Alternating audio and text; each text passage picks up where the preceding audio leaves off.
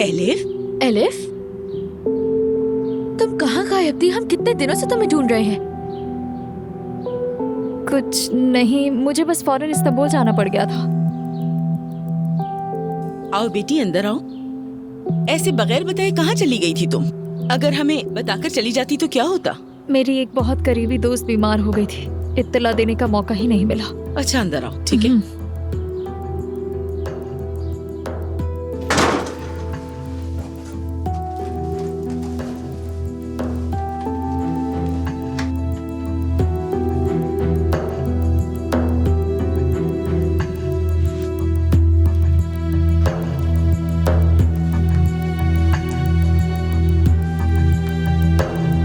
आओ बैठो यहाँ।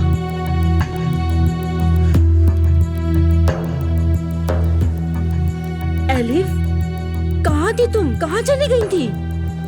अरे क्या हो गया? आ तो गई हूँ। 2 दिन पहले आप सब मुझे इस घर से निकालने पर तुले हुए थे, है ना?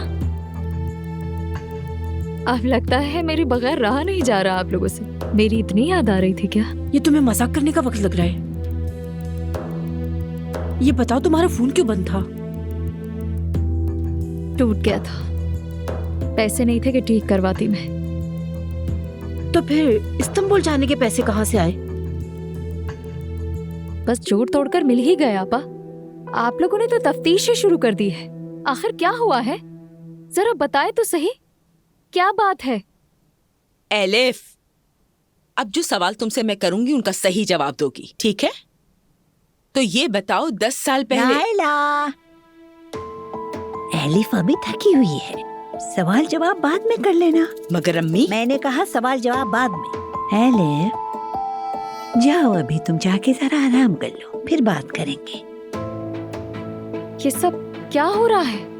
यहाँ कोई मसला हुआ है? नायला खाला, आप पूछे, आप क्या पूछने वाली थी? बेटा, मैंने कहा ना तुम जाओ और आराम करो।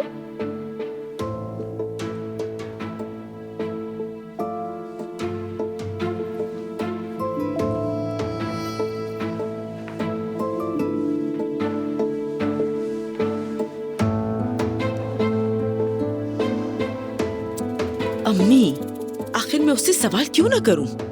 मेहमत ये कह रहा है कि एलिफ का एक बच्चा है और वो उमर का है। मालूम है मुझे,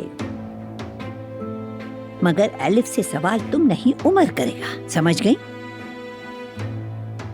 चलो उमर को फोन करो और कहो यहाँ आ जाए।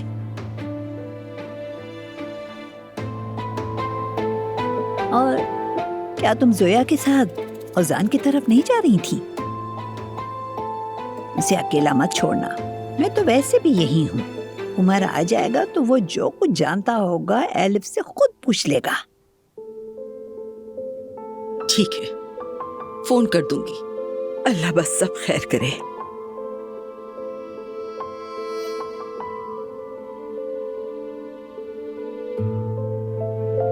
मैं आपके लिए पानी लेकर आऊं? हाँ ले आओ।